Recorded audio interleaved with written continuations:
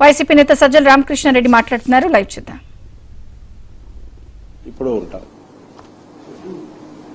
రాష్ట్రంలో శాంతి భద్రతలు లేవని మీరు ఆరోపిస్తున్నారు. సాయికృష్ణ ఎపిసోడ్ కానీ క్రాంతి కుమార్ ఎపిసోడ్ కానీ వీటన్నిటిని మీరు రాజకీయంగా ఉపయోగించుకునే ప్రయత్నం చేస్తున్నారని మీ పైన విమర్శలు చంద్రబాబు చేస్తా ఉన్నారు. పోలీసులు కూడా కండనం ఇస్తా ఉన్నారు. వీటి గురించి ఏమంటారు? రాజకీయం అంటే ప్రజలకు సంబంధం లేని ఏదైనా మేము చేస్తా అంటే అది తప్పు. అది చేసేది వాళ్ళు. అధికారంలో రావడానికి ఇప్పుడు నేను చూపించినట్టు రాత్రికి రాత్రి నాలుక మడత పడుతుంది, ఇటు తిరుగుతుంది, అటు తిరుగుతుంది, తెల్లారేసరికి ఒకటి ఉంటుంది, రాత్రికి ఒకటి అవుతుంది, మళ్ళీ రేపు పొద్దున కూడా ఇంకోటి కావచ్చు, తెలియదు అవుతుంది అంటున్నారు. మళ్ళీ వాళ్ళ బేరాలు కుదరకపోయినా ఇంకోటి కాకపోయినా ఏదైనా జరగచ్చేమో తెలియదు. ప్రజలకు సంబంధం లేకుండా ఎలాంటి ఇష్యూ అయినా జగన్మోహన్ రెడ్డి గారు కానీ వైఎస్ఆర్సీపీ కానీ ఇంతవరకు తీసుకున్నారా? ఒక్కటి చూపించండి.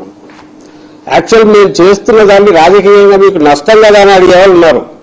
ఉదాహరణ ఇప్పుడు ఈ మావిగాని కానీ అమరావతి కానీ మీకెందుకు అబ్బా, ప్రజల్లో అసంతృప్తి ఉంది కదా, వదిలేస్తే అసంతృప్తి పెరుగుతుంది కదా, మీరు దాన్ని క్యాష్ చేసుకుంటే సరిపోతుంది కదా, రాజకీయం లాగా చేయొచ్చు కదా, రాజకీయ ఎందుకు ఊరికి అనవసరంగా అయితే మిమ్మల్ని మీరు ఇరికించుకుంటున్నారు అనేవాళ్ళు ఉన్నారు. కాబట్టి మీరు అడిగే దీంతో లేదా వాళ్ళు ఆరోపిస్తున్నట్టు రాజకీయం చేసేవాడే జగన్మోహన్ రెడ్డి గారు అయితే ఇది చేయరు. నిన్న మాట్లాడేది ఎందుకు మాట్లాడదు? నాకే సరే ఉంటే ఉంటుంది, కొట్టుకుంటారులే, రేపు వచ్చిన కమిషన్ వేసి ఒక్కొక్కరిని వేసి తాట తీయచ్చు కదా. ఇప్పుడు నుంచి ఆపాల్సిన ప్రయత్నం ఉంది.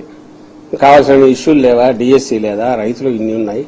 కాబట్టి వాటి మీద మాట్లాడాలి, వాటి మీదే మాట్లాడాలి. నిన్న కూడా ఇది వచ్చి విలేకరు అడిగితే స్పష్టత ఇచ్చాడు ఆయన. ఇది ప్రతిసారి క్వశ్చన్ వస్తుంటుంది.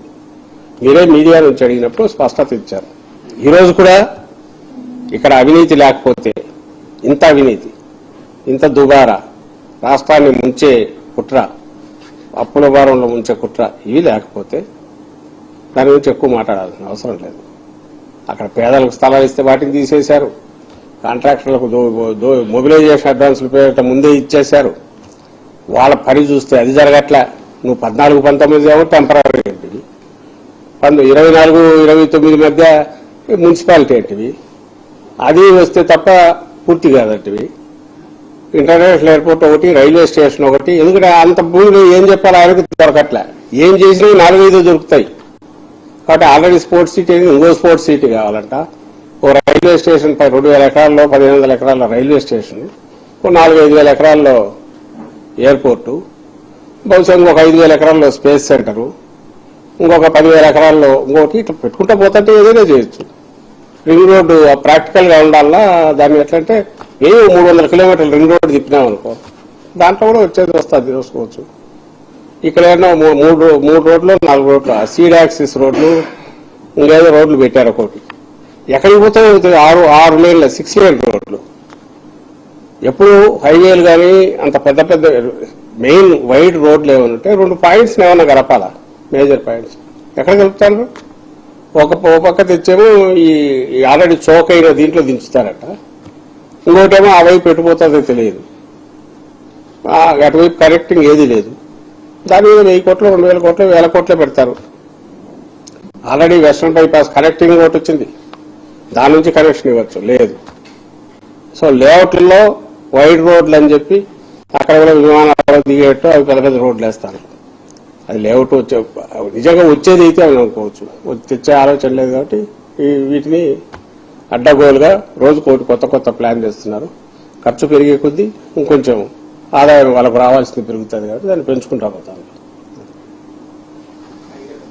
సోషల్ మీడియా పోస్టులకు సంబంధించి, ఫార్వర్డ్ మెసేజ్ సంబంధించి, లేదంటే ప్రభుత్వానికి కానీ ప్రభుత్వంలో ఉన్నటువంటి వ్యక్తులు కానీ హననం చేసే విధంగా కామెంట్స్ ఏమైనా చేస్తే ఒక టాస్క్ ఫోర్స్ ఏర్పాటు చేస్తామంటూ కూడా డిప్యూటీ సీఎం పవన్ కళ్యాణ్ ప్రకటించారు. దానికి సంబంధించి ఎవరో ఎంతూజియాస్టిక్ కొంతమంది తయారు చేసినవి చూశారు. ప్రతిదీ మాటకు డివైడ్ చేసి వాళ్ళు పెట్టారు, చూపించాలని. కానీ మీరు అందరు చూసింటారు. ఆయన అన్న ప్రతి మాట పవన్ కళ్యాణ్ గారు ఆయనకే తగులుతుంది. ఫస్ట్ ఆయనకు తగులుతుంది. ఇంక బూతులు తప్ప వేరే రాని ఎవరు లోకేష్, ఆయన ఆ బూతులు వినడం కూడా కష్టమే, ఆయనకన్నా తగులుతుంది. ఈ వీటన్నిటికీ ఒరిజినల్ చంద్రబాబు నాయుడు గారికి తగులుతుంది. వాళ్ళ వెనక తయారు చేసుకున్న ఫేక్ సైన్యం ఏదైతే ఉందో ఒకటి ఫేక్ సైన్యం కూడా కాదు, 10 అకౌంట్లు పెట్టి ఎవడో ఒకడే ఆపరేట్ చేస్తున్నట్టున్నాడు. టీడీపీ ఆఫీస్లో కూర్చుంటారో మరి హైదరాబాద్లో కూర్చుంటారు, వాళ్ళకే